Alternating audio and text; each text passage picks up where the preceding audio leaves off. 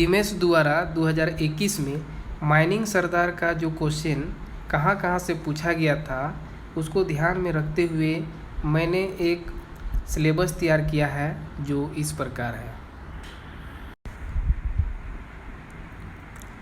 Syllabus of mining सरदार, पहला है legislation, दूसरा है माइन वेंटिलेशन, तीसरा है माइन मशीनरी, चौथा है माइन सर्वे, पांचवा है मेथड ऑफ वर्किंग और छठा है डीजेएमएस सर्कुलर। तो इसको हम लोग आगे बारी बारी से डिस्कस करेंगे कि कहाँ कहाँ से कैसे क्वेश्चन पूछा है। जैसे आपका पहला था लेजिस्लेशन, और लेजिस्लेशन में हम लोग जैसा कि जानते हैं कि उसमें आपका रेगुलेशन हो गया, एक्ट हो गया, रूल्स हो गया और फर्स्ट एड शामिल होता है। तो आपका रेगुलेशन से जो क्वेश्चन आया था, जैसे आपका पूछा था कि ओवरमैन का कर्तव्य और जिम्मेवारियां रेगुलेशन के किस नंबर पर दिया गया था।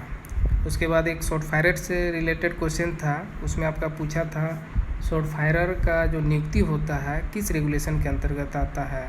उसके बाद एक तो था रेगुलेशन नंबर 160 जिसमें आपका एयर करंट वेलोसिटी से रिलेटेड एक क्वेश्चन था।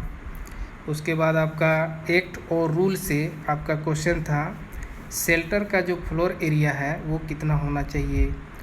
दूसरा क्वेश्चन था फर्स्ट एड रूम का फ्लोर एरिया कितना होना चाहिए।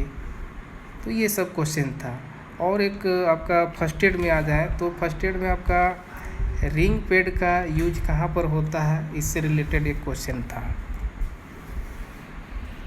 अगला है वेंटिलेशन। वेंटिलेशन से आपका जैसे पहला क्वेश्चन पूछा गया था स्पाइरल आर्म से रिलेटेड, एक क्वेश्चन था ग्राहम्स रेशियो से रिलेटेड, और एक क्वेश्चन था होमोट्रोपल वेंटिलेशन से है माइन मशीनरी से। माइन मशीनरी से आपका एक क्वेश्चन था पंप से रिलेटेड, सरफेस माइनर से रिलेटेड, ग्रेडर से रिलेटेड था और रेचेट एंड पिनियन से रिलेटेड भी था। अगला है मेथड ऑफ वर्किंग। इसमें आपका पहला क्वेश्चन पूछा गया था पाउडर फैक्टर कैलकुलेट करने के लिए, एक क्वेश्चन पूछा था नंबर ऑफ हेडिंग डेवलपमेंट में निकालने के लिए।